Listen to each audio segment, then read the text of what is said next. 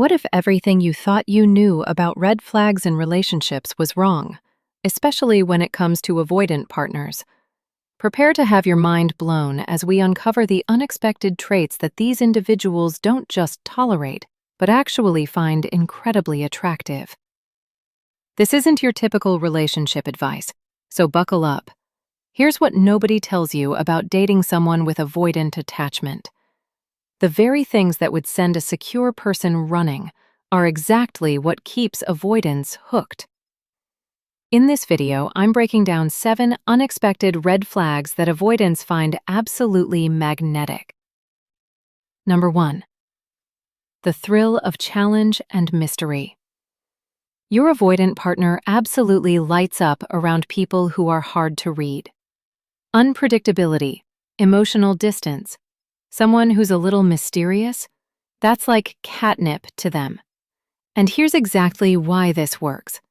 When someone is unpredictable, the avoidant never has to worry about things getting too comfortable or too close. There's always an escape hatch built into the dynamic. The mystery keeps them engaged and interested without demanding vulnerability or emotional exposure. You've probably noticed this pattern if you've ever opened up emotionally and watched them pull back like they've been burned. But the second you become less available or focus on yourself, suddenly they're interested again. That's not you being crazy or imagining things. That's their nervous system only feeling safe when there's enough distance between you. Number 2. The push and pull dynamic. This one's particularly painful because it feels so much like passion at first. One day they're texting you constantly, planning future trips together, acting like you're the absolute center of their world. The next week, complete radio silence. You're confused. They're suddenly busy, and the cycle just keeps repeating itself over and over. Avoidants are drawn to this dynamic, both creating it themselves and being attracted to it in others, because the inconsistency prevents real intimacy from ever fully forming. When someone is hot and cold, you never fully relax into trust and security. And for an avoidant, that lack of stable trust actually feels safer than the vulnerability that comes with consistency and predictability. Studies on attachment patterns show that this push-pull creates what psychologists call intermittent reinforcement in the brain. The unpredictability triggers dopamine release, which is the same chemical involved in gambling addiction and other compulsive behaviors. So it's not just emotional or psychological. It's literally neurological. They're getting a biochemical reward from the distance itself. Number 3. Emotional unavailability attracts more of the same. This is the one that might make you uncomfortable, but it's important. Avoidants are often drawn to people who are also emotionally unavailable. Not always in the same way they are, but unavailable nonetheless. Sometimes it's another avoidant who's just as disconnected and distant. Sometimes it's someone with anxious attachment, who's so focused on the avoidant's feelings and needs that they never actually ask for their own needs to be met. Either way, nobody's really being vulnerable or open. Why does this pattern work so well for them? Because when both people are emotionally unavailable in their own ways, nobody's asking the hard questions. Nobody's pushing for deep conversations at 2 a.m. Nobody's expecting them to show up consistently or follow through on promises. It's basically a mutual, unspoken agreement to keep things surface level, even if neither person would ever admit that out loud. Number 4. The Phantom Ex and Unattainable Love. Here's something that will make a lot of your past relationships suddenly make sense. Avoidants often idealize people they can't actually have. The ex who got away, the person who lives in another country, someone who's already in a relationship with someone else. Why does this pattern show up so consistently? Because relationships that exist mostly in fantasy require absolutely zero real-world intimacy or vulnerability.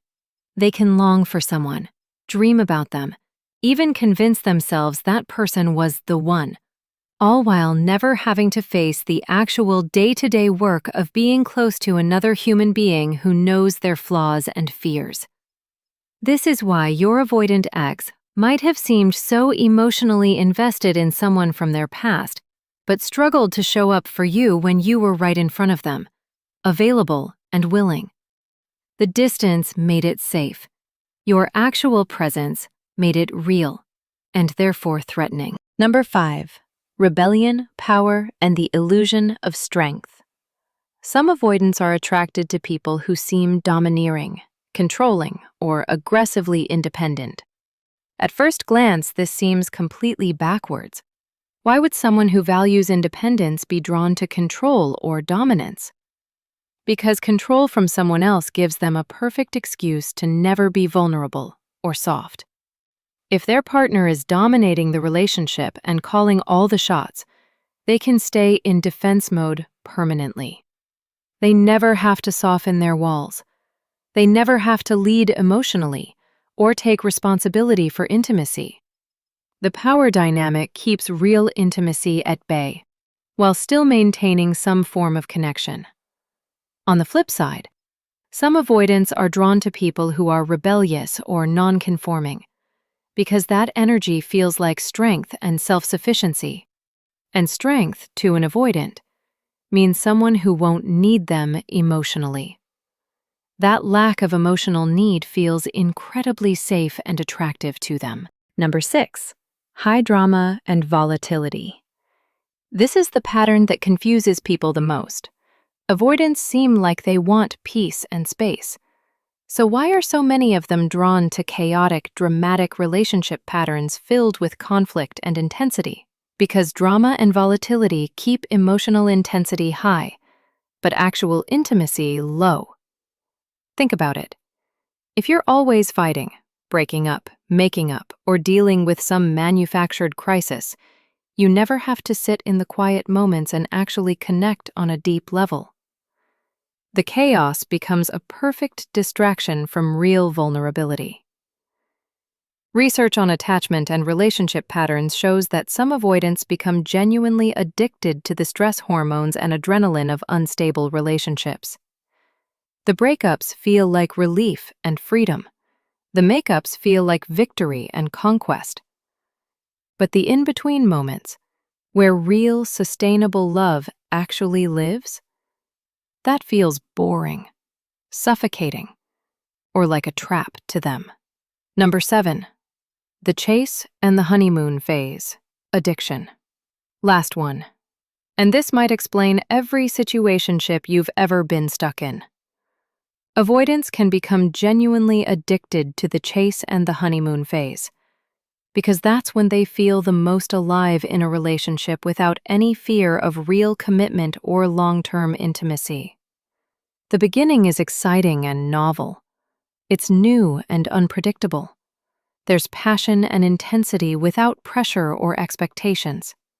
But the second things start to feel stable, secure, or predictable, their brain interprets that safety as boring or trapped. So they either consciously sabotage it or just emotionally move on to fantasize about the next chase. This is why you might have noticed your avoidant partner was completely obsessed with you in the first few months, and then slowly and steadily checked out as things got more real and serious. It's not that they stopped liking you as a person. It's that the part of the relationship that felt safe to their nervous system ended when stability began. If you're watching this and thinking, wait, I've done some of these things, or this is exactly what my avoidant ex was attracted to, you're not alone. These aren't actually red flags in the traditional sense. They're the traits and behaviors that avoidants find irresistible, even though they're toxic patterns that keep real intimacy from forming.